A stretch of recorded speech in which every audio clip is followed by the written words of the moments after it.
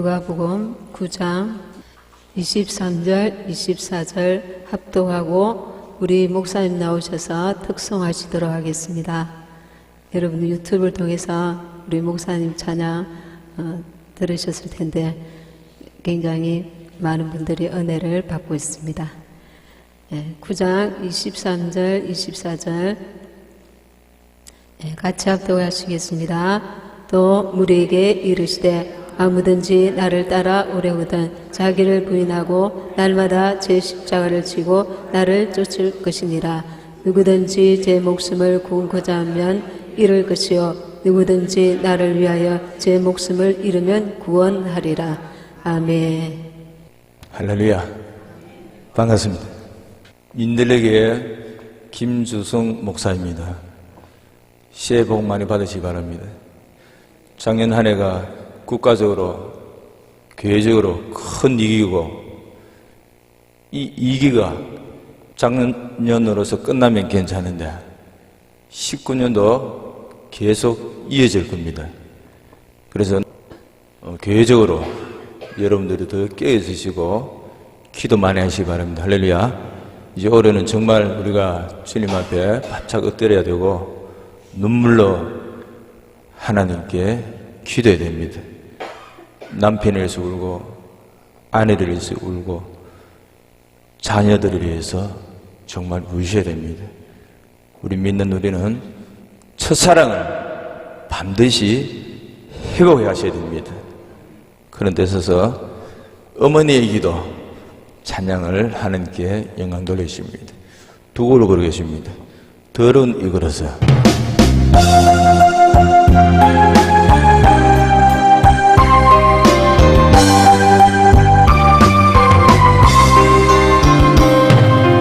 예배당에 천간 날서와 기도 아들의 병을 고쳐주시며 주의 종에게 하렵니다. 간절하게 기도하신 어머니 죽음에서 건져주신 주님의 은혜 어찌 다 갚으리까. 그러나 이제 예수를 모른다니 아버지여 어찌합니까. 내 평생 소원 이거 내 평생 소원 이거 우리 아들을 주의 종이 되게 하소서. 아버지여 나의 아버지여 나의 기도 들어주소서. 간구하는 어머니의 기도 눈물로 강을 이루네.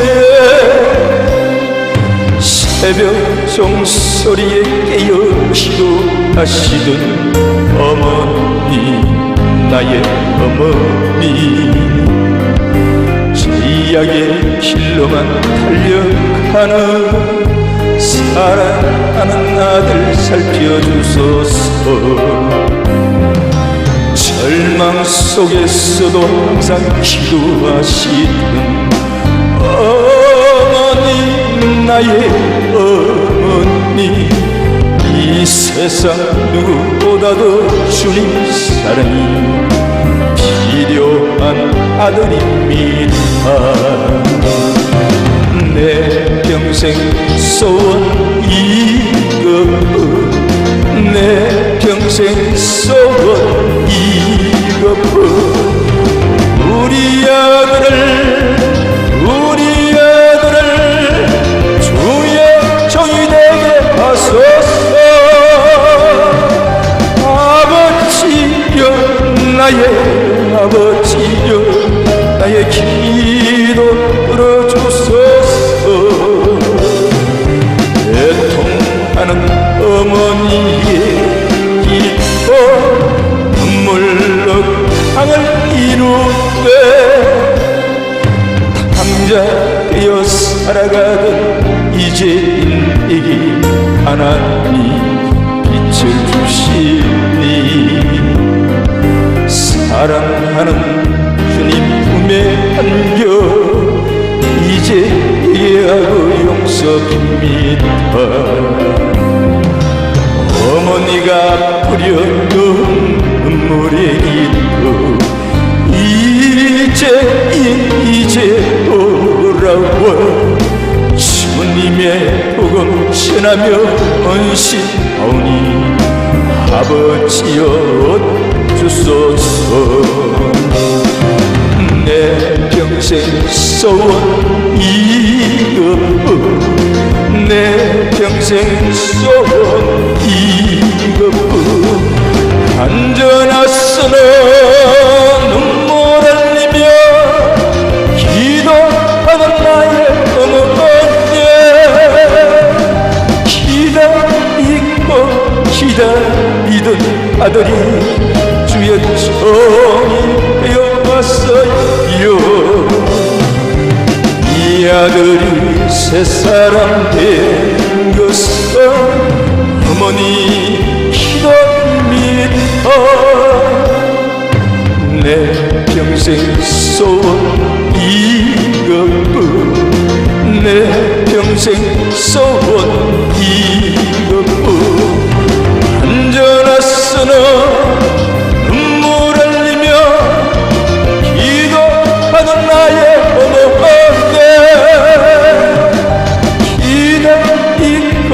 기다리던 아들이 주의 종이 되어왔어요. 이 아들이 새 사람 된 것은 어머니 기도입니다.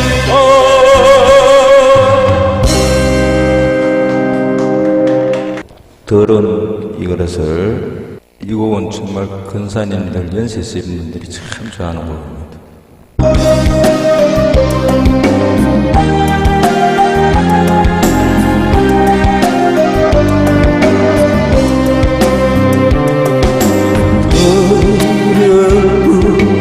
이 그릇을 주님 쓰시려고 내 입을 불러주신 이 의는 되지 못하고 된 줄 알다가 쓰러진 이 몸은 인손 달고 십자 급히 무릎 꿇어서오니 오 내 주님 이 마음에 사정하여 주소서. 더럽고 추한 그릇이 깨끗함으로써 성전에 기물이 되니 이 의는 내일까 세상을 따라 가만하다가 실패한 이 몸은 두 손 들고 주님 부르 못자국을 마치오니 오 내 주님 나 죽도록 충성하게 하소서. 나무 주님들이여 기뻐하시니까 나무 죽게 드렸어 이 은혜 그리여 넘쳐나도록 축복하시고 사랑하신 주님께 순종하며 주님 것으로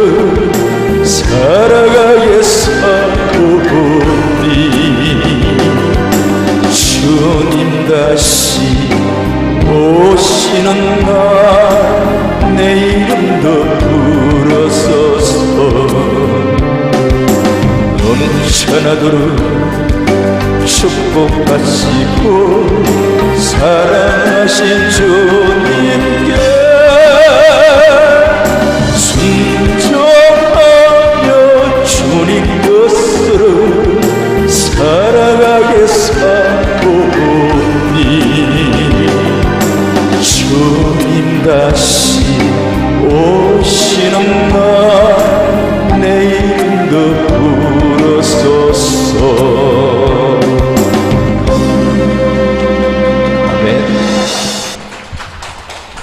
예, 할렐루야. 같이 기도하시겠습니다. 할렐루야. 감사하신 하나님 아버지, 이 시간에 추운 날씨 가운데 사랑하는 우리 성도님들 주님 만나려고 여기 왔습니다. 아버지 하나님, 세상에 아버지 하나님 말씀이 얼마나 많고 많은지요. 들을 말씀이 많을진데 아버지 하나님, 오늘 이렇게 여기에 모인 것은 아버지 하나님 홍수처럼 많은 이 말씀 가운데 주님의 음성을 듣고 싶어 온 줄 믿습니다. 주님, 우리가 알게 모르겠지요. 모든 허물과 죄를 예수님의 볼로 씻어주시고 이 시간에 우리 모두가 아버지 하나님 주님의 음성을 들을 수 있도록 역사해 주시옵소서. 이 부정한 죄인은 감추어주시고 주님의 성령께서 한 분 한 분에게 각인에게 주시는 성령의 음성을 들려주옵소서. 생명수를 주시옵소서. 눈을 열어주시고 귀를 열어주시고 마음을 열어주시고 아버지 하나님, 이 마지막 때에 아버지 하나님 갈 바를 알지 못하고 방황하며 헤매며 애타하며 아버지 하나님, 이 대한민국뿐만 아니라 전 세계가 어둠에 사이고 이 마지막 때를 향하여 달려가고 있는 이때에 우리가 정신을 차리고 주님의 온전하신 뜻이 무엇인지 분별하며 나아가기 원합니다. 성령 하나님, 임하여 주시옵소서. 이 시간에 말씀하여 주시옵소서. 역사하여 주시옵소서. 한 번도 거저 왔다 돌아가지 아니하게 하시고 주님의 음성을 듣고 주님을 만날 수 있도록 축복하여 주시옵소서. 역사하여 주시옵소서. 감사드리옵고 예수님의 이름으로 기도합니다. 아멘. 할렐루야. 처음 우리 교회에 찾아주신 여러분들 감사합니다. 많은 불편이 있을 줄 믿습니다. 처음으로 주님을 사모하는 마음으로 모이신 줄 믿습니다. 이 시간에 성령께서 여러분과 함께 하시기를 원합니다. 여러분도 잘 아시겠지만 말씀을 들어가기 전에 잠깐 세계의 정세에 대해서 간단하게 제가 알고 있는 바를 말씀을 드리고자 합니다. 2019년도 글로벌리스트들이 자기들의 아젠다, 계획들을, 음모를 나타내는 잡지가 이코노미스트가 있습니다. 여기에 2019년도에 대한 자기들을 암시를 나타낸 것이 있는데 거기에 4명의 말탄자가 나옵니다. 여러분도 잘 아시겠지만 계시록 6장에 보면 4명의 말탄자가 대환란이 시작되면 나옵니다. 첫째는 흰말이 나오고 흰말은 미혹을 나타냅니다. 둘째는 붉은 말, 전쟁을 의미합니다. 셋째는 이제 검은 말, 기근을 나타내고 그 다음에 청황색 말은 사망과 그리고 흉년이 있을 것을 나타내는 것입니다. 그런데 이 이코노미스트 표지에 2019년도 표지에 이 4말탄자가 나와 있습니다. 이것은 7년 대환란이 머지않은 것을 암시하고 있다는 것입니다.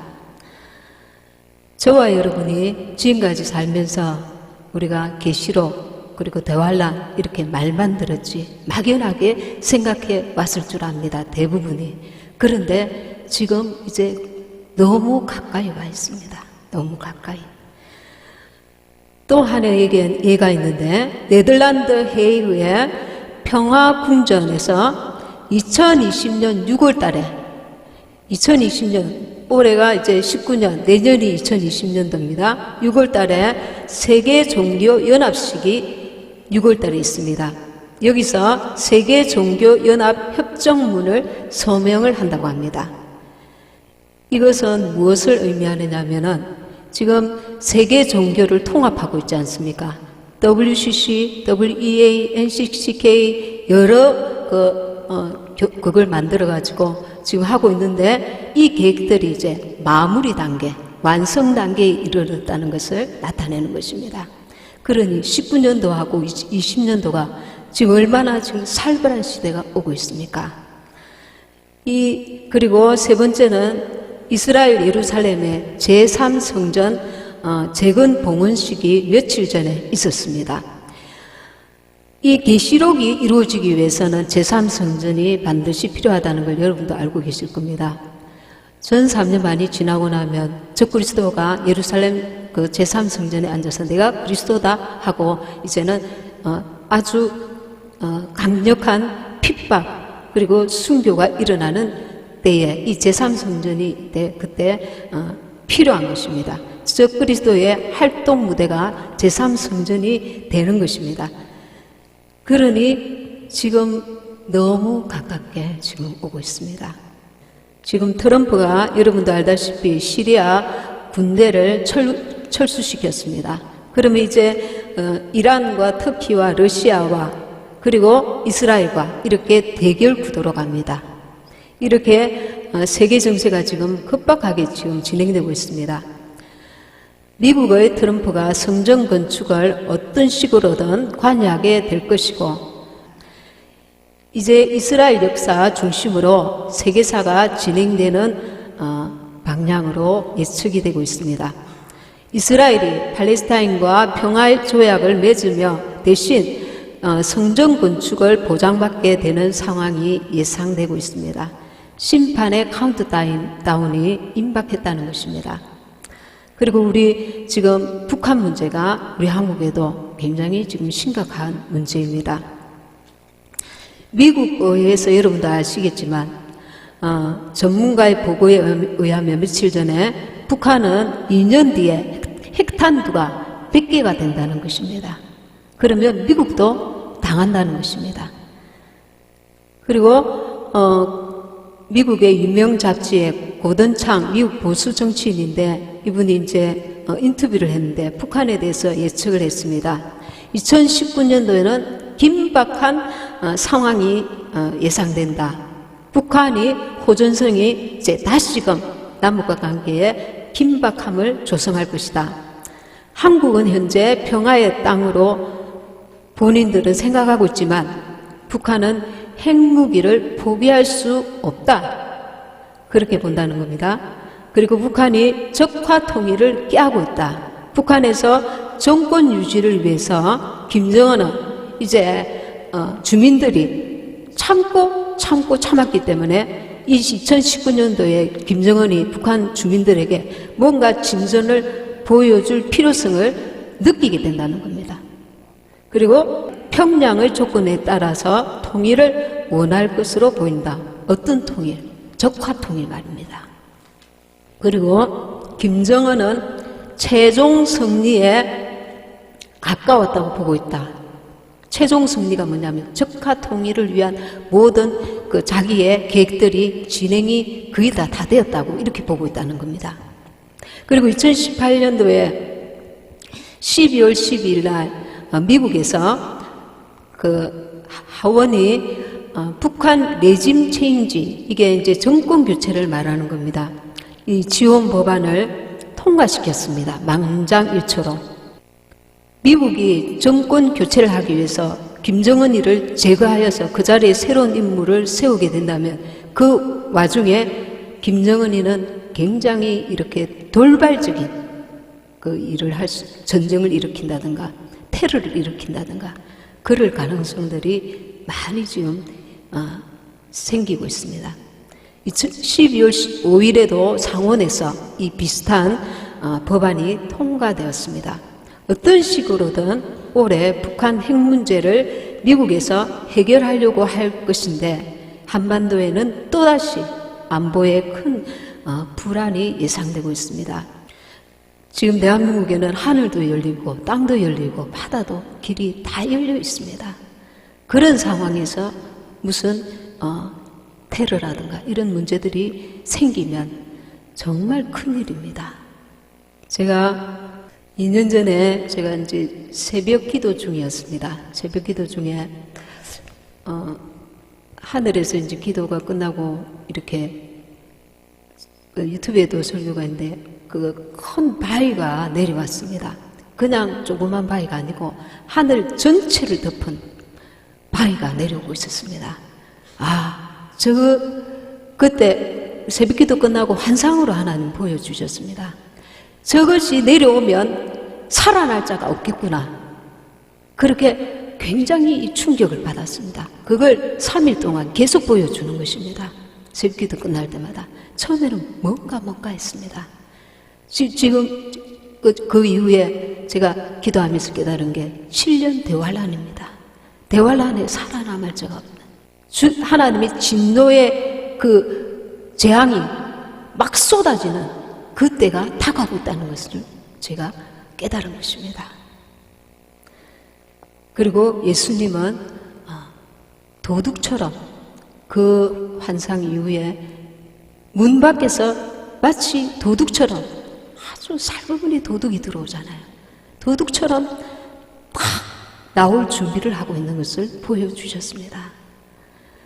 근데 사실은 저도 아이들이 있습니다만은 자녀들에게는 굉장히 이런 말을 하기가 미안한 거죠. 한창 자랄 아이들에게 꿈과 소망을 주고 비전을 주고 이 세상에서 뭔가 앞날에 대해서 소망적인 얘기를 해줘야 되는데, 그래서 이런저런 계기를 통해서 마지막 때에 대한 것들을 많이 이렇게 듣고 깨닫게 하셨습니다. 사실 제가 이렇게 말을 잘하는 사람은 아닌데 지금 많이 떨어야 되는데 안 떨리고 있어서 제가 이상합니다. 제가 그 초등학교 때 운변을 좀 했었습니다. 그리고 제가 진짜 잘한 게 있는데 그게 이제 글짓기를 잘했었습니다. 그리고 또 잘한 게 있는데 연극을 잘했습니다. 그리고 또 잘한 게 있는데 그 아이들 앞에서 이야기하는 걸 뭐라죠? 구연동화. 제가 유튜브 선생님이었거든요. 구연동화를 잘했습니다. 옛날에는 선생님들이 아이들을 좀 자유롭게 해줬었습니다. 그 당시 우리 학교에서. 그랬는데 선생님이 어느 날 교육을 하셨는데 아이들 몇 명을 앞에 나가서 네가 읽은 책을 이야기해보라고 했습니다. 그래서 제가 제 순서가 되어가지고 이야기를 했는데 다음날 어제 무슨 일이 있었어? 누가 이야기 제일 잘하던데? 그러니까 저를 아이들이 뽑아주는 거예요.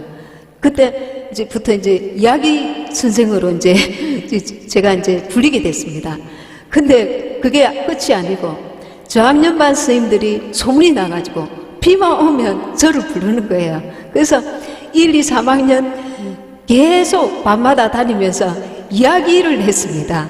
동화책, 그 당시 책이 별로 없으니까 오빠들, 언니들 그 책을 갖다가 교과서, 도덕책 이런 거를 꺼내가지고 읽고 막 이야기를 했습니다. 그래서 제가 이야기 박사로 그 당시에 유명했었습니다. 그러나 참고고 지금 읽은 말씀 제가 한번 다시 읽도록 하겠습니다. 누가복음 9장 23절 24절 또 무리에게 이르시되 아무든지 나를 따라오려거든 자기를 부인하고 날마다 제 십자가를 지고 나를 쫓을 것이니라. 누구든지 제 목숨을 구원고자 하면 잃을 것이요 누구든지 나를 위하여 제 목숨을 잃으면 구원하리라. 아멘. 저는 이런 말씀 읽을 때에 나를 따라오려거든 자기를 부인하고 날마다 제 십자가를 지고 나를 쫓을 것이니라. 이 말씀 제가 대할 때에 예전에는 그냥 힘들고 괴롭고 어려운 문제가 있을 때에 예수님을 생각하고 묵묵히 참고 이겨라 그런 종류로만 생각을 했었습니다. 그리고 그 밑에 줄에 누구든지 제 목숨을 구원코자 하면 잃을 것이요. 여기서 이 목숨은 내 혼의 생명입니다. 자아입니다. 옛사람입니다. 누구든지 제 목숨을 구원하고자 하면 잃을 것이요 누구든지 나를 위하여 제 목숨을 잃으면 구원하리라. 지금 자기 십자가를 지고 쫓으라 해놓고 그 밑에 주님께서 제 목숨을 구원하고자 하면, 옛사람을 구원하고자 하면, 자아가 살고자 하면 영혼의 생명은 죽는다는 것입니다. 이것을 깨닫는데 저는 값비싼 대가를 많이 지불했습니다. 이사야 61장 10절에 보면 이런 말씀이 있습니다. 61장 10절에 내가 여호와로 인하여 크게 기뻐하며 내 영혼이 나의 하나님으로 인하여 즐거워하리니 이는 그가 구원의 옷으로 내게 입히시며 의의 겉옷으로 내게 더하심이 신랑이 사모를 쓰며 신부가 자기 보물로 단장함 같게 하셨습니다. 저와 여러분 이 마지막 때에 무엇보다도 관심에 있어야 하는 것, 집중해야 되는 것 무엇입니까? 신부가 되는 것입니다. 그동안은 우리가 세상에 경황이 없어서 너무 세상을 쫓아 살아왔다면 이제 주님 오실 때가 임박한 이때에 우리는 신부가 어떻게 될 것인가? 어떻게 하면 우리가 주님을 맞이할 수 있을 것인가? 어떻게 하면 준비가 될 것인가? 어린아이는 어린아이대로 자기가 학교를 다니면서 내게 주어진 본분을 다하면서, 그러나 그 중심에 주님을 바라보는 것입니다. 주님을 더 사랑하는 것입니다. 내가 세상에서 잘 되어서 주님을 기쁘시게 해드리는 게 아니라 오늘 하루 내가 주님과 함께 사는 것입니다. 그래서 여기서 구원의 옷과 의의 겉옷이 있습니다. 구원의 옷은 예수님을 우리가 영접할 때, 믿을 때에 예수님의 볼로 우리를 씻어 주셔서 우리에게 구원의 옷을 주십니다. 그리고 휴거 신부에게는 또 무엇이 필요하냐면 의의 겉옷이 필요합니다. 이 옷은 빛의 갑옷, 예복, 두루마기, 빛나고 깨끗한 세마포 옷이라 합니다. 우리에게는, 우리 의로는 거룩함, 빛남이 없습니다. 우리가 아무리 노력해도 그 의는, 이 겉옷은 하나님의 거룩함을 내가 이루어갈 때 그분으로 말미암는 빛남입니다. 그분으로 말미암는 빛남. 신부는 거룩한 자입니다. 우리가 내 힘으로 신앙생활을 하는 것이 아니라 주님과 동행하는 삶을 살아야 된다는 것입니다. 예수님을 우리가 영접할 때 성령이 내 안에 들어오십니다. 성령이 들어오셔서 죽었던 내 영이 살아납니다. 어떻게 살아나냐면 생명의 영이, 성령이 내 안에 들어오셔서 내 영과 연합합니다. 연합하여서 죽어있던 영이 살아나고 이 영은 이제 생명의 영이 됩니다. 생명의 영이 되는데 혼은 왜 변화가 없는가? 마치 그것과 같은 것입니다. 8.15 그 강북, 우리가 일제에서 탄압받다가 강북이 되었습니다. 깊은 산속에 있던 사람들이 그 소식을 제대로 못 들었습니다. 그래서 나중에 들어서 그 강복의 기쁨을 맞이합니다. 마치 이와 같은 것입니다. 나의 혼은 이미 내가 그리스도와 함께 십자가에 못 박혔나니 그런즉 이제 내가 사는 것이 아니라 내 안에 그리스도께서 사신 것이라. 이제 내가 사는 것은 나를 사랑하사 자기 몸을 버리신 예수를 위해서 사는 삶이 되어야 되는데 이 혼은 그렇지 않는 것입니다. 옛사람은 자기를 주장하는 것입니다. 옛사람이 혼이 강화되면은 영은 짜부라집니다. 영이 내 속에서, 영은 거듭났는데 혼은 이제 그 역할을 제대로 못하고 옛사람의 성품대로, 고집대로, 습관대로 살아간다는 것입니다. 그러면 이것을 어떻게 해결할 수 있는가? 우리가 날마다 순간마다 그분을 바라보는 것입니다. 믿음의 주요 온전케 하시는 예수를 바라보라는 겁니다. 그리고 계시록 22장 14절에 보면 두루마기를 빠는 자가 복이 있다 했습니다. 이것은 회개를 말합니다. 예수의 피가 우리를 모든 죄에서 깨끗하게 하실 것이요, 우리는 이 마지막 때에 어린 양의 피, 예수의 피를 더 갈구해야 합니다. 사모하는 영을 주님은 만족해 하십니다. 세상 방법, 내 노력, 내 어떤 의로운 노력, 애씀, 그것이 아니라 그 보혈을 의지합니다. 그 보혈을 침례 요한이 예수님이 오시기 전에 회개하라 천국이 가까웠느니라, 이 독사의 자식들아, 그렇게 말합니다. 저와 여러분이 어떤 그것을 깨달아야 되느냐면은 원천적으로 나는 마귀의 자녀라는 것입니다.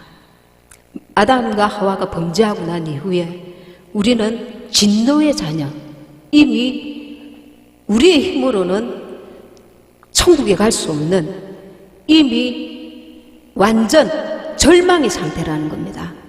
세리와 바리새인이 이제 기도를 합니다. 바리새인은 내가 이렇게 기도하고 금식하고 하게 해주셔서 감사합니다. 세리는 감히 고개를 들지 못하고 주여 나를 용서해 주시옵소서 합니다. 그것을 끝으로 보아서 판단하는 게 아닙니다.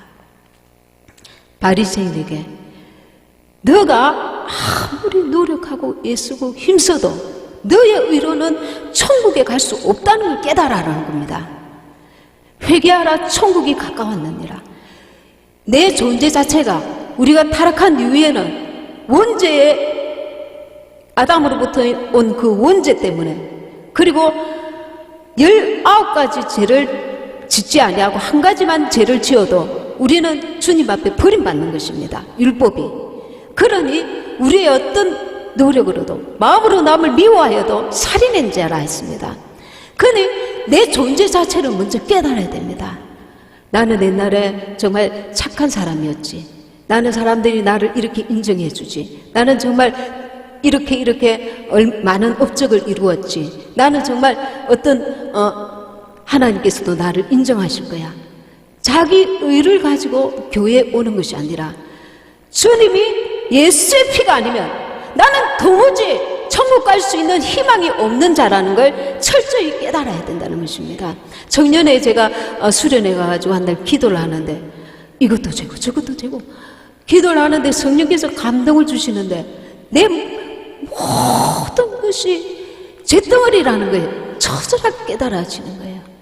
우리는 여기서부터 신앙생활을 해야 됩니다. 그렇지 않다 보니까 내 의를 자꾸 주장하게 됩니다.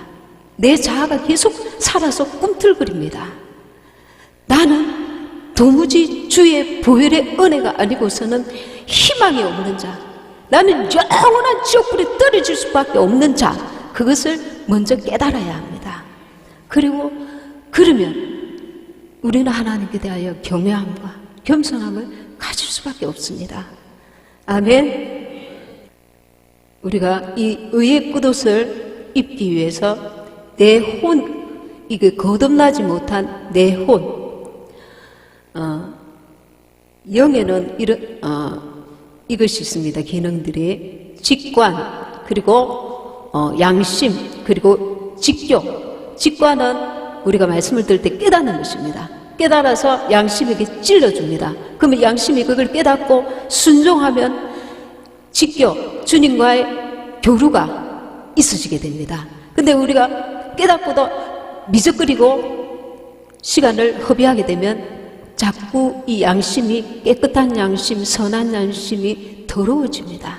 하나님과의 관계가 자꾸 멀어지고 그렇게 되는 것입니다. 근데 죄를 깨달았을 때 예수의 피를 온전히 의지하고 주님께 나아가면 예수의 피가 우리를 깨끗하게 하십니다. 그때부터 이제 새롭게 시작을 해야 됩니다. 이전 것은 지나갔으니 보라 새 것이 되었도다. 주님께서 말씀하십니다.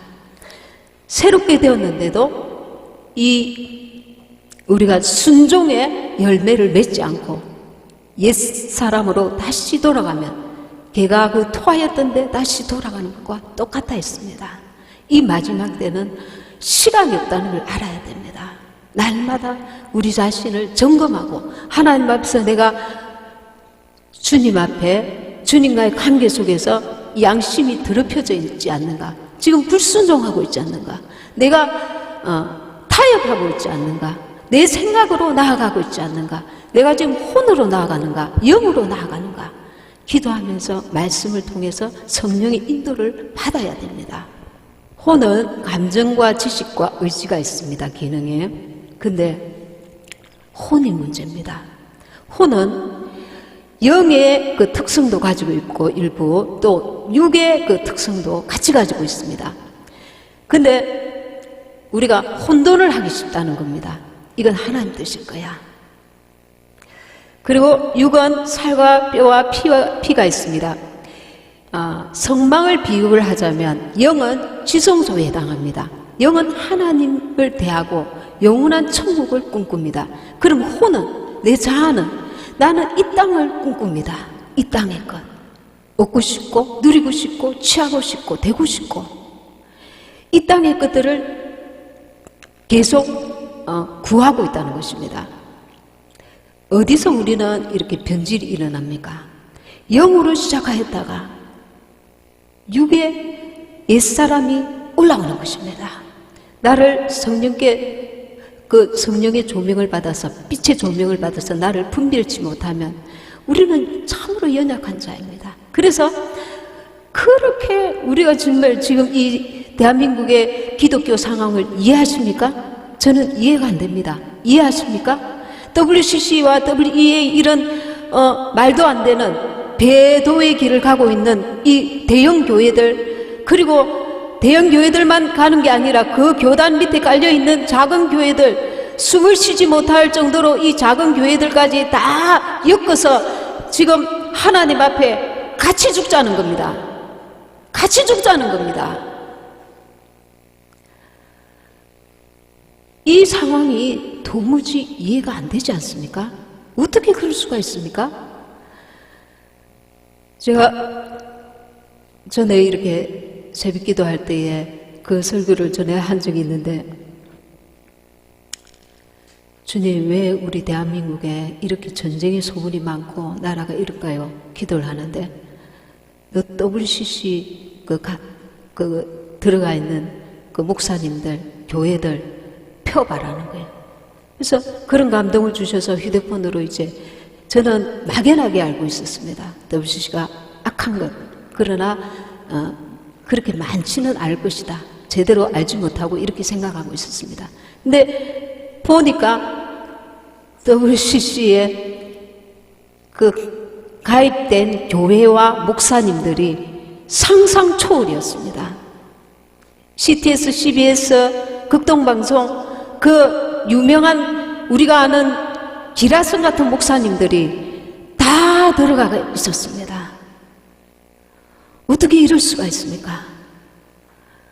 저는 주님께서 그 가슴이 갈기갈기 찢어지는 그 아픔이 그 순간에 잠깐 저에게 느껴졌는데, 제같이 이렇게 어리고 부족하고 작은 자가 감히 얼굴도 대면하기 어려운 기라성 같은 그 목사님들의 영적인 그 실패를 보게 된다는 자체가 너무 송구스럽고, 또 하나님 앞에 너무나 이 답답함이, 주님의 그 끓는 아픔이 느껴져 와서 많이 울었습니다. 주님의 심정이 어떠하겠습니까? 그때 주님께서 말씀하셨습니다. 내가 사랑하던 나의 종들이 내 등에 칼을 꽂았다. 그렇게 말씀하시는 거예요. 내가 사랑했던 나의 사랑을 받은 내 종들이 내 등에 칼을 꽂았다는 거예요. 제가 감당할 수 없는 말씀이었습니다. 이런 집회를 한다는 자체가 저한테는 좀 안 어울립니다. 저는 그냥 평범하고 작은 사람이기 때문에. 근데 이런 집회에 오시는 여러분들을 보면서 한편으로는 감사하지만 한편으로는 주님께서 얼마나 답답하시면 나같이 이렇게 부족한 사람도 이렇게 쓰시나, 그렇게 정말 대단한 분들, 하나님의 큰 사랑과 능력을 받은 분들, 그분들은 도대체 어디로 가고, 지금 양들은 이 마지막 때에 생명수를 찾아서 이렇게 갈급해하고 있는데, 배도의 길을 주님께서 이 나라를 몇 번 치시도 모자랄 정도로 이렇게 배도의 길을 간단 말인가.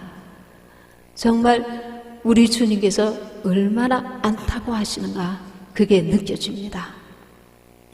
저는 고난을 통해서 영과 혼의 분리를 경험했습니다. 초등학교 때부터 제가 교회를 좀 열심히 다녔습니다. 초등학교 때 가정적으로 일이 생겼습니다. 제 부친이 사고로 돌아가셨습니다. 근데 화장터에 이제 어릴 때 이제 따라가 봤는데 사람이 그렇게 큰 소리 치던 아버님이 그 한 줌 흙으로 돌아온 거예요. 그 당시에 놀러삼아 교회를 다녔는데 그걸 보고 굉장히 충격을 받았습니다. 사람이 죽으면 아무것도 아니구나. 사람이 죽으면 아무것도 아니구나. 그리고 중고등부 이렇게 대학부 신앙생활 하면서 신앙생활에 어떤 한계가 왔는데 그 당시 저는 예수님을 정말 잘 믿고 싶어서 학교 갔다 오면 교회 들려서 기도하고 가고 그랬는데 호주머니에 작은 성경책을 넣어 다녔습니다. 주님이 떠나실까 봐. 제가 기도하고 돌았으면 주님이 떠나신 것 같은 거예요. 그래서 불안해서 작은 성경책을 호주머니에 넣어 다니고 직장 다닐 때도 가방에 넣어 다녔습니다. 근데 20대 후반쯤에 제가 집회에 참석해서 그 당시에 우리 교회에서는 방언과 성령에 대해서 그런 설교가 아예 없었습니다. 근데 집회에 가서 성령을 받았습니다. 그때부터 이제 저한테는 성령을 받고 난 이후와 이전이 확실하게 틀리는 것을 제가 말씀드릴 수 있습니다. 이전에는 바람에 펄럭이듯이 이렇게 믿음이 생겼다가 없다가 이랬습니다. 근데 성령을 받고 나니까 뭐라고 표현을 못하고 설명은 못하겠는데 주님이 내 안에 딱 들어오신 것을 내가 느끼겠더라고요. 이것은 부동한 것입니다. 그래서 요즘 성령에 대해서 부정적으로 말씀하시는 분들이 사실은 제법 계십니다. 왜 그러냐면 이것도 성령 운동을 하는 분들이 이렇게 변질되다 보니까 이 하나님께서 우리에게 제대로 신앙생활 하라고 주신 건데 이것을 육으로 쓴단 말입니다. 처음에는 영으로 시작하였다가 육신의 유익을 위한 자기의 그 타협, 하나님 앞에서 가야 할 것과 버려야 할 것과 이런 것들을 제대로 구분하고 갈 곳을 가고 이렇게 잘라야 될 것을 자르지 못하고 이 어두움과 타협을 하다 보니까 이 성령에 대해서 아주 이렇게 나쁘게 안 좋게 그렇게 말하는 경우들도 들어 있습니다. 그러나 제가 성령을 받은 사람으로서 성령의 우리에게 신앙생활에 굉장히 도움이 준다는 것, 성령이 도우셔야만 우리가 신앙생활에 제대로 그 인도를 받을 수 있다는 것, 이것은 부인할 수 없는 사실입니다. 아멘. 네. 그리고 그렇지만 성령을 받고 난 이후에도 제가 어린 아이들 이제 복음도 전하고 이렇게 했었는데 세월을 좀 허비했었습니다. 결혼 전에 저와 우리 목사님이 하나님의 부르심을 받았는데 이런저런 핑계로 세월을 허비했습니다. 막내를 낳고 사건이 터졌습니다. 막내를 낳고 자연분만을 했는데 하반신에 마비가 온 거예요. 마비가 와가지고 보통 이렇게 아기를 낳으면 한 일주일, 2, 3일 있으면 일어나서 화장실도 가고 그렇게 하는데 다리를 움직일 수가 없는 겁니다. 그때 텔레비에서 KBS에서 뭘 했냐면 인간극장을 했습니다. 인간극장에 어떤 게 나오느냐면 어떤 여인이 나왔습니다. 휠체어를 탄 여인. 근데 그 여인의 사연이 어떤 사연이냐면 10년 전에 아기를 낳다가 자연분만을 심하게 하다가 하반신이 마비가 된 겁니다. 그래서 남편이 떠나가고 자기 그 친정 모친과 함께 아기를 키우고 있는 그것을 딱 제가 보게 되더라고요. 너무 저하고 똑같은 거예요. 나도 이제 하반신 마비가 될 수도 있겠네. 휠체어를 평생 탈 수도 있겠네. 겁이 나서 이제 병원에도 연락했는데 빨리 그거 응급실로 오라는 거예요. 10,000명 중에 1명 있을까 말까 한 일이라고. 그런데 성령께서 저 안에 이미 그 임신했을 때 아이를 위해서 기도할 때에 주의 일을 남편 목사님 주의 길로 가라고 강력하게 말씀하시는 게 제게 느껴졌습니다. 그래서 이거는 하나님께 기도해야 될 문제구나. 이 사람도 병원에 가서 그렇게 많이 병원을 전전했는데 하반신 마비가 됐다면 나도 하나님께서 역사하지 않으면 나도 어쩔 수 없을 거야. 이런 판단이 와서 이제 기도를 하기 시작했습니다. 기도를 하는데 간절히 기도하는데 하나님께서 말씀을 주셨습니다. 주께 채찍에 맞으러 내가 나음을 입었도다. 이 말씀이 내 안에 확 믿음으로 왔습니다. 그때부터 말씀을 묵상하면서 그 말씀을 이제 계속 읊조리는데 한날은 이제 주께서 채찍에 맞음으로 내가 나음을 입었도다. 이게 말씀이 확 내 안에 살아오는 거예요. 그래서 예수님이 채찍에 한 대 탁 맞으실 때 내 죽어있던 세포가 살아나는 게 확 믿어지는 거예요. 그게 시발점이 돼가지고 이제 마지막 날 믿음이 계속 이제 생기고 조금씩 다리가 움직이기 시작하는데 마지막 날 밤에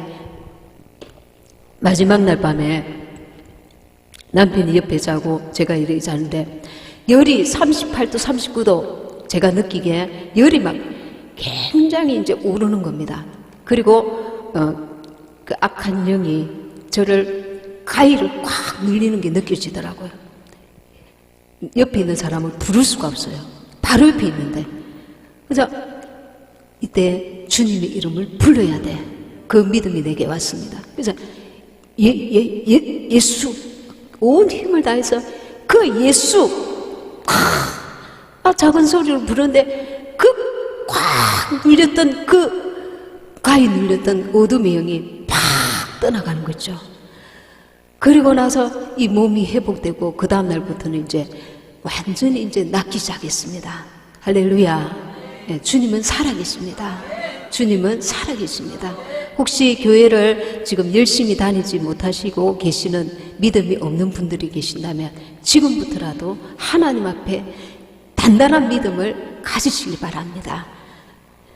그래서 그런 일이 있었는데 주님의 살아계심을 이제 체험했는데 제가 구역 예배 때 이런 말씀을 받았습니다. 우리 그 집으로 그 예배 오신 목사님께서 너가 물 가운데 지날 때 물이 너를 덮지 못하며 불 가운데 지날 때 너를 불이 사르지 못할 것이다. 그 말씀을 이제 구역 예배 때 이렇게 주셨는데 그게 그렇게 오래되지 않은 말씀이었는데 그 당시에 얼마나 어둠의 무서운 길을 가면 물이 덮고 불이 이렇게 사른단 말인가. 이 말씀을 받고 굉장히 부담이 됐었습니다. 근데 어느 날 제가 이제 오랫동안 기도해왔던 그 지인이 있었는데 제가 인간적으로 판단할 때 이 사람은 이제 정말 힘들겠구나. 하나님이 알아서 하셔야지. 나도 이제 지쳐서 내가 더 이상 기도를 하기에는 내가 믿음도 없구나. 나는 이제 한계에 왔다. 그래서 주님, 이제 저는 주님께 다 맡기겠습니다. 저는 기도할 힘도 없어요. 그렇게 이제 기도를 하면서 주님 마지막으로 이 영혼의 상태를 좀 보여주세요. 나는 정말 할 만큼 했습니다. 그렇게 하면서 지치고 지친 그 마음으로 주님께 마지막으로 그 영혼의 상태를 구하였습니다. 그때 주님께서 지금까지는 이렇게 오래오래 기도해야 한 번씩 환상이 보였는데 그날 즉석에서 딱 보여주시는 그 영혼이 이 감옥에 갇혀 있었습니다. 감옥에 갇혀 있는데 그냥 갇힌 게 아니고 좁은 그 감옥에 사형수가 감옥에 갇혀서 언제 사형을 당할지 모르는 그런 상태 있죠. 부들부들 떨고 있었습니다. 그 영혼이 부들부들 떨고 있는데 감옥은 딱 갇혀가 있었습니다. 제가 생각할 때 제 혼의 생각은 이만큼 기도를 열심히 했으니까 그리고 이제 지쳤으니까 어쩌면 하나님께서 이 영혼은 나도 감당이 안 되는 더 이상 기도도 받으시지 않을 것 같은 그런 절망 가운데 한계를 느끼고 그렇게 했는데 그 영혼은 언제 사형 집행이 될지도 모르는 그 두려움에 부들부들 떨고 있었습니다. 내가 느끼는 내 나의 그 한계, 그거는 너무 이렇게 정말 호사스러운 모습이었습니다. 내가 보는 것과 그 상태를 봤을 때 저는 고함을 질렀습니다. 영으로 금방 느껴지더라고요. 그 영이 얼마나 불안해하고 사형 집행 직전에 사형수가 그렇게 고통하고 있는 모습과 똑같았기 때문에. 그래서 저는 하나님, 제가 잘못했습니다. 다시 기도하겠습니다. 그렇게 하나님께 기도를 한 적이 있습니다. 이것처럼 우리가 혼이 느끼는 것하고 영이 느끼는 건 얼마든지 다를 수 있다는 걸 알아야 됩니다. 인간의 그 판단과 기준이 얼마나 이 한계가 많은지 우리는 그걸 스스로 인식하면서 살아야 합니다. 신앙생활을. 제가 어느 사역자가 전에 이런 예언을 해줬습니다. 너의 사역은 화려하지 않다. 너는 한없이 눌린 자, 상한 자, 포로된 자, 갇힌 자를 자유케 하며 세우는 사역을 하게 될 것이다. 몇 번이나 그런 말씀을 들었는데 저는 그럴 때마다 정말 이렇게 별로였습니다. 아우, 난 좀 화려하게, 멋지게, 정말 대단하게 이렇게 좀 사역을 한다고 하면 얼마나 좋은가. 근데 어느 날 아주 힘들 때에 제가 못 볼 것을 보게 됐습니다. 이제 주님께서 눈을 열어서 보게 하시는데 우리 집 앞에 큰 기계가 딱 대기하고 있었습니다. 근데 뭔가 봤더니 그 기계에 무시무시한 칼과 톱이 장착이 되어 있는 살인 기계였습니다. 근데 제가 언제 거기 들어가가 있는 거예요. 거기 들어가서 조금만 잘못하면 기계는 이제 돌아가고 있었습니다. 돌아가고 있는데 조금만 잘못하면 거기에 완전 작살날 그 상황이었습니다. 너무 무시무시한 상황이었습니다. 칼이고 톱이고 너무 무시무시한 데다가 거기에 제가 끼어져 가지고 조금만 잘못 움직이면은 그 칼이 올 때에 조금만 잘못하면 완전 죽임을 당할 그 상황이었습니다. 그 꿈을 이제 꾸고 나서 정말 이제 무섭기 시작했습니다. 무슨 일이 오고 있나. 제가 그러고 나서 여러 가지 이제 그 환란이 오기 시작했습니다. 환란이 오는데 그런 것을 다 말씀을 드릴 수는 없고, 육체의 고통보다도 그 마음을 예리하게 송곳으로 찌르는 같은 그 혼의 고통, 자존심, 수치감, 모멸감, 세상의 소망 전혀 없음, 그리고 수없이 예수 믿는 내가, 주의 일을 하고자 하는 내가 죽고 싶다, 죽고 싶다, 달아나고 싶다, 떠나고 싶다, 모든 걸 내려놓고 싶다, 쉼이 없는 밤낮의 고통을 겪게 됐습니다. 그런데도 주님은 이때 저에게 너는 이것을 이겨내야만 하고, 너는 이것을 인내하고 여기서 순종하고 잠잠히 나를 기다려야 된다, 그런 감동을 주셨습니다. 너는 여기서 나의 그 믿음으로 이겨내야 된다. 기도 시간이 별로 없었습니다. 그때 저는 무엇을 했느냐 하면은 주님 도와주세요, 살려주세요. 어떻게 해요? 이게 이제 마음속으로 계속 주님을 부르는 겁니다. 수십 번, 수백 번 하루에도 계속 주님을 부르는 겁니다. 다른 방법이 없다는 걸 알기 때문에, 그리고 주님은 살아계신다는 걸 저에게 분명히 보여주셨기 때문에 그 주님께서 뭔가 하실 것이다, 그런 기대를 가지고 했는데 전혀 주님은 요동함이 없었습니다. 요동함이 없었습니다. 그래서 구청 아파트에서 제가 수없이 뛰어내리고 싶다고 주님께 말씀드렸습니다. 제가 그때 이런 말을 했습니다. 주님은 엉터리입니다. 주님은 착각하셨습니다. 감당할 수 없는 시험밖에 주지 않는다고 했는데 이거는 도무지 말이 안 되고 내가 전혀 감당할 수 없는 일입니다. 주님은 착각하셨습니다. 제가 그런 게 하소연했습니다. 근데 그러다가 조금씩 이제 이 어두운 환란의 육적 환경에 제가 적응되기 시작했습니다. 지치고 힘들어서 이제 포기해서 이 적응이 되는 게 아니라 계속 주님, 주님, 주님, 주님, 계속 주님을 부르니까 내 영이 잠자고 있던 영이 꿈틀대는 걸 느꼈습니다. 그러니까 이제는 어떤 환경에 의해서 내가 요동치는 게 아니라 내 영이 내 안에서 단단해지는, 내 영이 살아나서 내 영이 이제 내 육을 조금씩 장악해가는 그런 과정을 내가 조금씩 느끼게 되더라고요. 우리가 환난을 당하고 고난을 당하면은 그냥 무조건 참고 견디고 이겨내는 것, 그것이 아닙니다.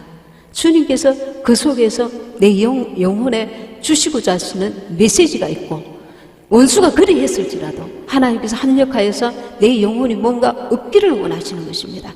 깨닫기를 원하시는 것입니다. 영적인 보화를 주시고자 하시는 것입니다.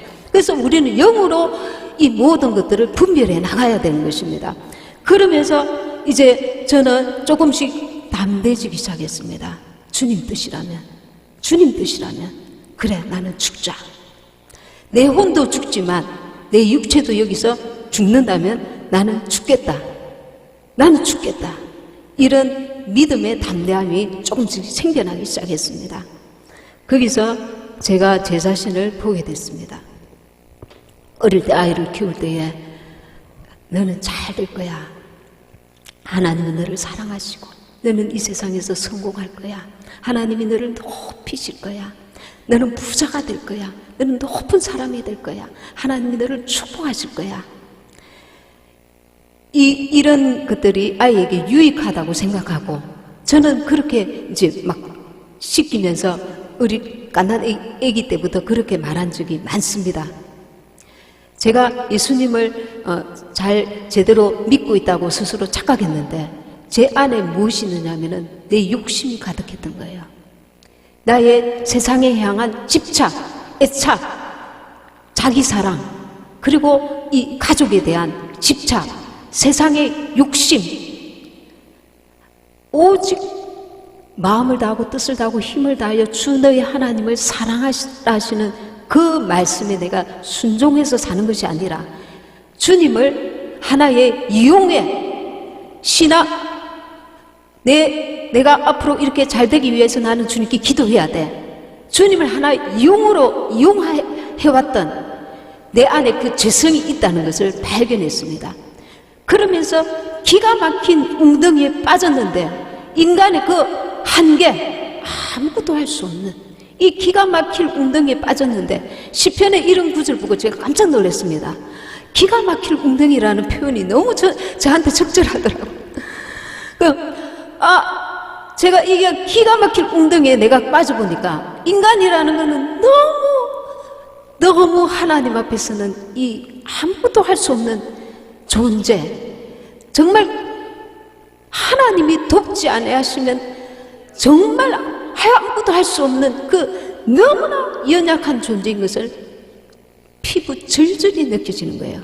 그리고 내가 세상을 정말 가지고 싶고 되고 싶고 취하고 싶고 그런 그 모든 욕망들이 얼마나 허탄한 것인가. 사정없이 하나님이 한 번만 치시면은 쫙 뻗어질 수밖에 없는, 마치 욥처럼. 그러나 그 허망한 것, 하나님 앞에서 설 때에는 귀하고 소중하고 아름다울지 모르지만 내 욕심을 채우려고 취하고 얻고자 하고 거기에 마음과 생각을 빼앗겼을 때는 하나님과 나와의 관계가 점점 멀어진다는 것. 나는 주님의 원수로 살았구나. 주님이 나를 위해서, 주님 자신을 위해서 살기를 원하셨지만 나는 이 아나니아와 삽비라 아시죠? 아나니아와 삽비라가 정말 그때 성령이 충만한 초대교회에서 얼마를 숨겨두었더라. 얼마를 내가 주님을 위해서 정말 마음을 다하고 뜻을 다하고 힘을 다하여 주님을 사랑할 거야. 말은 그렇게 하지만 세상과 타협하고 얼마를 숨겨두는, 주님 앞에 그것이 얼마나 주님이 속이는 것, 이 마귀의 습관을 쫓아 사는 우리의 모습, 저의 모습을 발견하게 됐습니다. 인간의 그 이중성, 외식적인 모습, 교회 안에서 신앙생활을 한다지만 이 예배는 제대로 드릴지 모르지만 집으로 돌아가면 세상에서는 정말 빛과 소금의 온전한 역할을 하지 못하는 하나님의 사람들, 성도들이 너무 많다는 걸 제가 제 자신을 보면서 뼈저리게 느껴지는 거예요. 나의 그 가식된 모습, 그것들을 보게 되었습니다. 그리고 주님이 아니고서는 정말 어떤 참 소망이 없다는 것을 깨닫게 됐습니다. 그러면서 주님께서 저를 제대로 건지고자 애쓰시는 그 열정이 느껴지기 시작했습니다.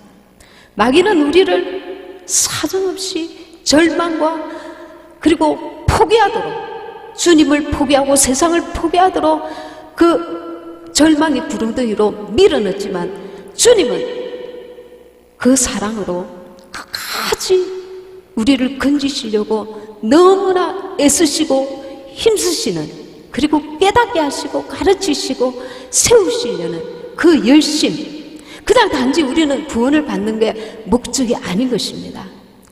주님과 연합된 삶을 주님이 요구하시는 것입니다. 연합된 삶은 무엇입니까? 내가 그리스도와 함께 십자가에 못 박히고 내 안에 그리스도께서 사시는 것입니다. 그분과 연합된 삶을 원하시는 것입니다. 내가 계획을 세우고 내가 소망 가지고 내 뜻과 방법과 계획대로 나아가서 나는 주님께서 나에게 이렇게 하셨습니다. 주님께 영광 돌립니다. 그리고는 자기가 그것을 다 취한단 말입니다. 주님께서 외식하는 서기관들과 바리새인들을 얼마나 악랄한 비판을 강하게 하셨습니까? 이 시대에는 참으로 마지막 때라서 사람들이 속이고 그리고 더럽혀지고 사기치고 하나님처럼 하나님의 뜻대로 거룩한 삶, 주님의 뜻대로 사는 삶을 살 수가 없는 시대에 우리는 살고 있습니다. 그럼에도 불구하고 주님께서는 이제 곧 공중 재림하실 텐데 거룩한 신부를 찾는다는 것입니다. 그래서 저는 제 안에서 이제 계속 이제 주님께 반응하기 시작했습니다. 하나님께서 내게 이런 것들을 가르치시려고 하셨구나. 환경은 크게 변화가 없었는데 내가 주님께 묻고 주님께 내가 반응하기 시작했습니다. 세상에 반응하고 사람에 반응하고 그런 것이 하나님 앞에서 더 중요한 게 아니라는 것을, 정말 하나님께 우리가 반응하면서 살아야 된다는 것을 철저하게 깨닫게 됐습니다. 내 영혼이 살려면 내가 사람에게 반응하는 것이 아니라 환경에 반응하는 것이 아니라 나를 영원한 천국에 데려가실 그 주님께 반응해야 된다는 것입니다. 그래서 내 혼은 옛사람으로 살려고 하는 계속 고집을 피웁니다. 그럴 때에 내가 내 영이 나를 주도적으로 이끌어갈 때 영으로 사는 자가 되는 것입니다. 여기에는 결단이 필요합니다. 여기에는 십자가 짐이 필요합니다. 내가 그리스도와 함께 죽어야 되는 것입니다. 그 십자가가 없이는 부활이 없는 것처럼 주님도 우리에게 똑같이 요구하고 계십니다. 너 십자가 져라. 그러나 내가 이 고난을 이겨나가야지. 그게 아니고요. 주님과 함께 옛사람이 죽어야 된다는 것입니다. 그러니 내 힘으로, 내 지혜로, 내 능력으로, 내 그 어떤 것으로가 아니라 에녹이 주님과 동행했듯이 주님을 바라봐야 합니다. 주님을 어떻게 바라볼까요? 그분을 계속 의식하는 것입니다. 광야에서 이스라엘 백성들이 그 병들어 죽게 되었을 때 놋뱀을 바라보라 했잖아요. 주님을 바라보는 것입니다. 주님을 어떻게 바라볼까요? 영으로 돌이키는 것입니다. 내 혼이 고통스럽다, 힘들다, 저 사람 너무 나한테 악하네, 그것을 혼으로 반응하지 말고 혼이 나를 주도해버리면 나는 육신에 속한 자로 사는 것입니다. 그러나 내 영에게 넘기는 것입니다. 말씀 앞에 나는 잠잠한 것입니다. 그분 앞에 주님이라면 주님 어떻게 할까요? 주님 어떻게 할까요? 그분께 묻고 그분과 동행하는 삶을 살아야 된다는 것입니다. 에녹이 주님과 동행하더니 그렇지 않습니까? 우리가 지금까지는 이 세상에서 어떻게 잘 살까, 어떻게 하면 우리의 그 세상에 속한 계획들과 꿈과 소망을 이루어갈까, 이렇게 시간을 보낸 일들이 많았을 것입니다. 그러나 이제는 이제 코앞에 다가오고 있습니다. 여러분들도 피부로 지금 느끼고 계시지 않습니까? 주님 오실 날이 가까이 오고 있습니다. 제가 이 집회를 앞두고 하나님께 하나님 무슨 말씀을 전할까요? 그렇게 기도를 했었습니다. 근데 한 날 며칠 전에 하나님께서 보여주셨습니다. 넓은 마당에 곡식이 이렇게 이제 있는데 쭉정이었습니다. 가득했습니다. 그런데 중간쯤에 그 알이 죽정이와 뭐라고 하죠?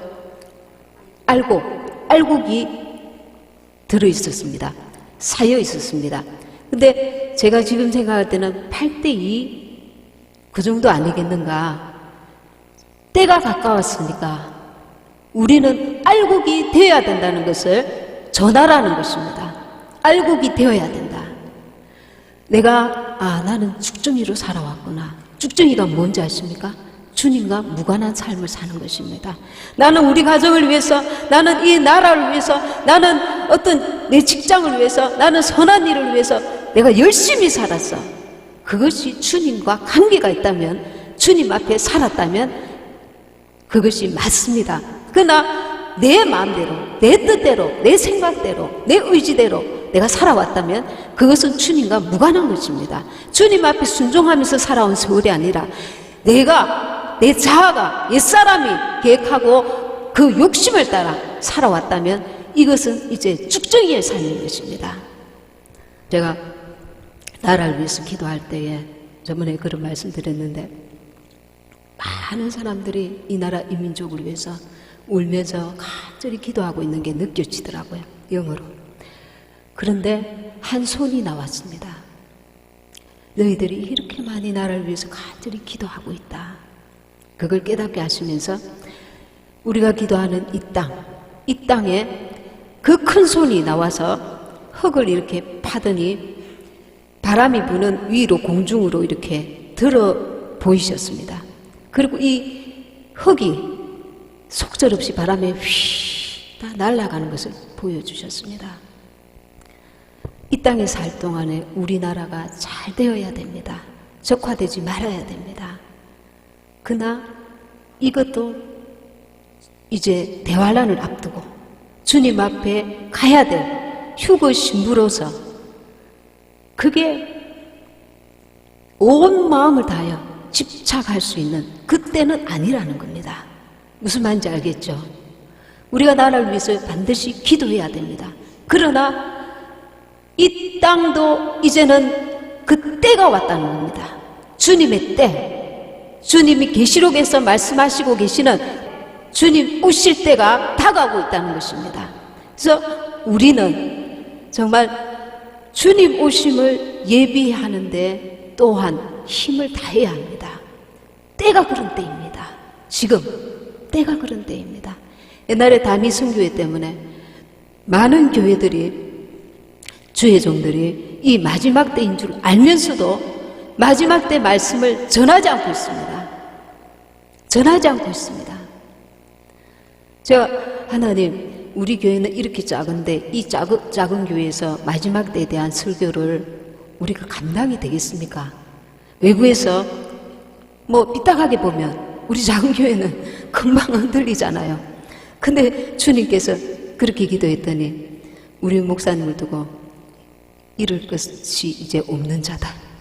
이룰 것이 없는 자다. 얼마나 많이 이뤘으면 여러분 상상이 됩니까? 여러분들한테 지금 다 까발리지 못해서 그렇지 잃을 게 없는 자입니다. 저희는 사실 그 말씀을 어찌 그렇게 하나님께서는 그렇게 정확하게 주셔요. 하나님 참 머리도 좋으시다. 그런 제가 어리석은 제가 단번에 딱 알아들을 수 있도록 잃을 것이 없는 자다 이렇게 하시는 거예요. 때가 정말 가까워 오고 있습니다. 계시록 3장 15절에 보시면 내가 내 행위를 아노니 너가 차지도 아니하고 더욱지도 아니하도다. 너가 차든지 더욱든지 하기를 원하노라. 제가 옛날에 이 말씀을 몰랐을 때는 미지근한 게 무슨 죄야? 미지근하면 어땠어? 적당히 세상에서도 우리가 살아가야 되고 교회 신앙생활도 하고 미지근한 게 당연한 게 아닌가? 이렇게 합리화시키고 있었습니다.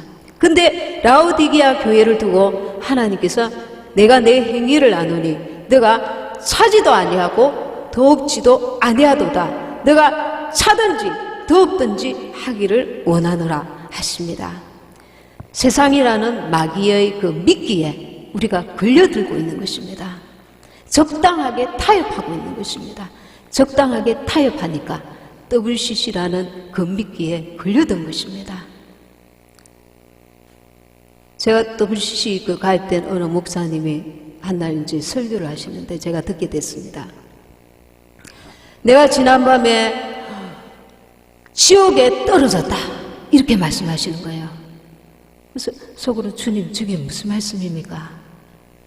내가 지난밤에 지옥에 떨어졌는데 왜 지옥에 떨어졌는지도 몰라. 이분은 정말 주님께 충성하시는 귀한 종이었습니다. 정말 이 가난한 사람들, 불쌍한 사람들도 돌아보시고 정말 열정을 다해서 신앙생활 사역하시는 분이셨습니다. 근데 주님께서 그것이 WCC 때문이라는 거예요. WCC 때문이라는 거예요. WCC가 얼마나 무서운 건지 압니까? 하나님의 유일성을 부정하는 것입니다. 지금은 양들이 이제 나오고 있습니다. 이렇게 전화가 이제 오는데 곳곳에서 이제 WCC가 얼마나 하나님 앞에 악하고 배도하는 것인가를 깨달았기 때문에 제가 이제 교회에서 나왔습니다. 우리 가족들이 나왔습니다. 그런데 그분이 우시는 거예요. 10년 넘게, 20년 넘게 온 가족이 정말 충성하고 정말 우리 목사님 이러면서 섬기면서 신앙생활을 해왔는데 그 정들었던 교회를 떠나오는 게 얼마나 힘들겠습니까? 목자가 하나님의 뜻을 쫓아서 그 교단에서 탈퇴를 해야 되는데 양들이 떠나오는 것입니다. 양들이 그 희생을 감수하고 주님 앞에 주님께서는 얼마나 마음이 아프시겠습니까? 그럼에도 불구하고 우리는 이 마지막 때에 주님의 뜻을 따라야 됩니다. 좁은 길로 가야 됩니다. 하나님의 뜻이 아니기 때문에 넓은 길로 우리도 가다가 우리도 망하기 때문에 그래서 타협하지 말고 주의 길로 가야 되는 것입니다. 타협하다가 인본주의로 흐르고 우리가 변질이 일어나는 것입니다. 제가 신앙생활 하면서 가장 중요한 게 여러분은 뭐라고 생각하십니까? 내 안에 주님을 향한 그 사모함입니다. 신앙생활을 해도 그냥 형식적으로 하는 분이 있는가 하면 그분을 계속 주님을 찾고 구하는 분들이 있습니다. 내 안에 그분에 대한 첫사랑을 유지하는 게 이게 엄청난 재산입니다. 우리 신앙생활에 그게 재산입니다. 나는 그걸 잃어버렸어요. 나는 지금 미지근해요. 찾아야 됩니다. 회복해야 됩니다. 그래야만 우리가 휴거신부가 될 수 있습니다. 이것은 우리가 대가를 지불해서라도 그래야 합니다. 예를 들면 내 몸에 병이 나서 며칠 동안 입원해야 돼. 그러면 우리가 입원을 합니다. 육체가 더 병들기 전에 집안에 무슨 일이 있어서 시간을 냅니다. 내 영혼이 고통하고 있다면, 내 영혼이 지금 짜부라져 있다면, 내 영혼이 주님과 관계에 문제가 생겼다면 저와 여러분은 이제 시간을 내어서 주님 앞에 회복시켜달라고 기도해야 합니다. 주님 앞에 1대1로 독대하여서 그 부분을 해결을 해야 됩니다. 때가 급하니까요. 때가 급합니다. 정말 저와 여러분이 이 라오디게아 교회처럼 미지근한 신앙이 아니라 이제 첫사랑을 회복하고 정말 하나님이 기뻐하시고 온전하신 뜻이 무엇인지 분별하여서 이 세상에 어떤 것보다 내가 주님을 사랑하는 이것을 내가 붙들어야 된다. 온전히 깨달아야 됩니다. 그분 앞에 독대해야 합니다. 휴고 신부는 갈 만한 교회가 없어요. 이제 WCC 가입된 교회들이 너무 많아요. 그러면 이제 주님과 나와의 북한의 기독교인들이 혼자서 예배 드리잖아요. 지금 중국에도 이제 그렇게 지금 되어가고 있습니다. 얼마나 혹독하게 기독교인들을 지금 핍박하고 있는지 모릅니다. 우리나라도 지금 언제 곧 그 일이 진행될지 모릅니다. 그러니 이제 혼자 나 홀로 주님과 기도하고 예배하고 말씀 읽고 주님의 성령이 내 안에 충만히 거하시도록 사모하며 주님을 구해야 될 때가 이제 왔습니다. 저와 여러분이 이제 믿음이 단단해져야 됩니다. 장성한 자의 것이 되어야 됩니다. 내 스스로 내 믿음을 지켜갈 수 있는 정도가 되어야 될 줄 믿습니다.